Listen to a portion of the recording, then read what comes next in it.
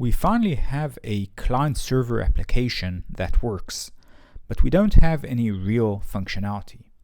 To get to that point, we need some web services.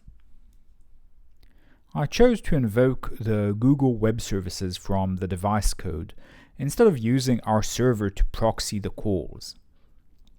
I did this because this is a mobile programming course, not a server development course. This makes sense for a simple project and is arguably faster, as I connect directly to Google. However, if I was building a real-world application, I would have directed all requests to our server and invoked Google from there. This might have a performance penalty, but it's worth it. Here are some of the advantages. API keys would be stored on the server and would thus be more secure from theft. We can cache queries and reduce API costs between users. Currently, I can only cache calls per user, but if lots of people are searching for the same things, this can add up. I can use analytics and statistics in the server code and notice patterns about user behavior. And finally, I can switch to a different company for the web service implementation to get a better deal. If Google discontinues its service, I don't have to ship an app update either. We'll use 4 Google location-based web services to implement the functionality of this app. With Geocoding, we provide an address or location and get back a location on the map. This is useful when a driver receives a set of locations and need to know the actual map coordinates.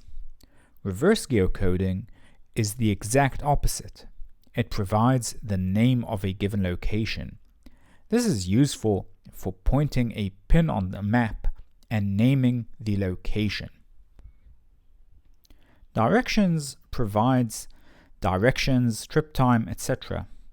We can get the points of the path and plot them out on the map. The Places API allows searching for a place similar to the Geocoding API. The Autocomplete version lets us type into a text field and see suggestions appear. We'll use it for the search functionality. All of these APIs require developer keys, which you can obtain from their respective websites. I've edited the globals class to include these new keys required by the 3 APIs. Make sure to replace the dashes with the relevant keys. You can get the keys by going to the directions Geocoding and Places websites and follow the process there. We use the Maps API geocode JSON URL for reverse geocoding. Google provides this example for usage of the API. It's just a latitude-longitude pair and your API key. The result of that URL look like this response JSON. Let's go over 2 important pieces. We need to get this result array from the response. We only care about the first element and will discard the rest. This is the only attribute we need at this time from this API. Now that we know what we are looking for, let's look at the code that accomplishes this. I'll use the SearchService class to encapsulate this functionality for each of these services. There is an edge case where location isn't ready yet, when this method is invoked. In this case, I found it best to just do nothing. Usually it's best to fail by throwing an exception, but that is a valid situation to which I have a decent fallback option, so I prefer doing nothing.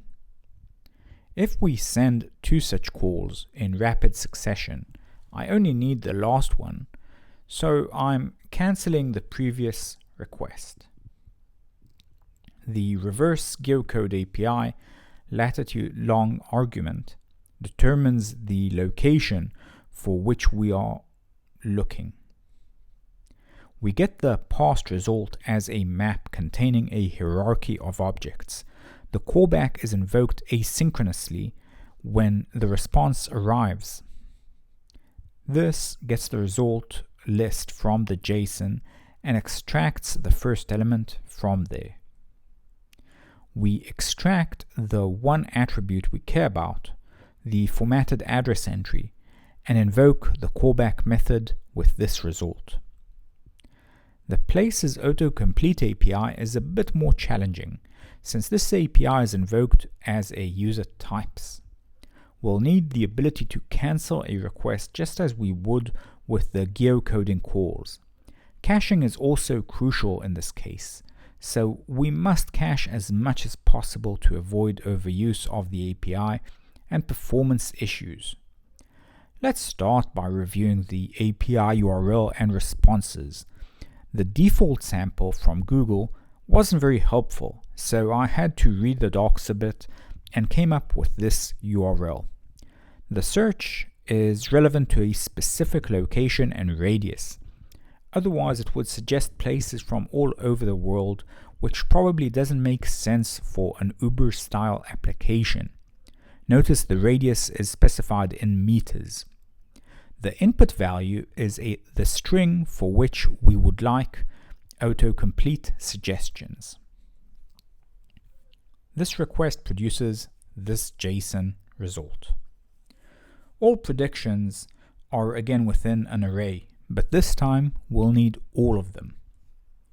The UI would require the text broken down, so we need the main text, and we'll need the secondary text too. We'll also need the place ID, and the reason for this is a huge omission in this API. Notice it has no location information. We will need the place ID value to query again for the location. Before we move on to the code, we'll need a way to send the results back. We can do that with a list of suggestion result entries. This is a pretty trivial class and doesn't require any explaining. The class solves the issue of getting the location for a specific entry with the method getLocation. I won't go too much into the details of that code above since it's very similar to the code we saw before. We just get additional details about a place and parse the results. Notice that this is a part of the SuggestionResult class, so we don't invoke this unless we actually need the location of a place. There is one last thing we need before we go into the suggestion method itself. We need variables to cache the data and current request. Otherwise, multiple incoming requests might collide and block the network. We need the last suggestion request so we can cancel it. The last suggestion value lets us distinguish duplicate values. This can sometimes happen as an edit event might repeat a request that was already sent, for example if a user types and deletes a character. This can happen since we will wait 500 milliseconds before sending characters. The location cache reduces duplicate requests. Notice that this can grow to a level of a huge memory leak, but realistically that would require a huge number of searches. If this still bothers you, we can have the cache map class that serializes extra data to storage.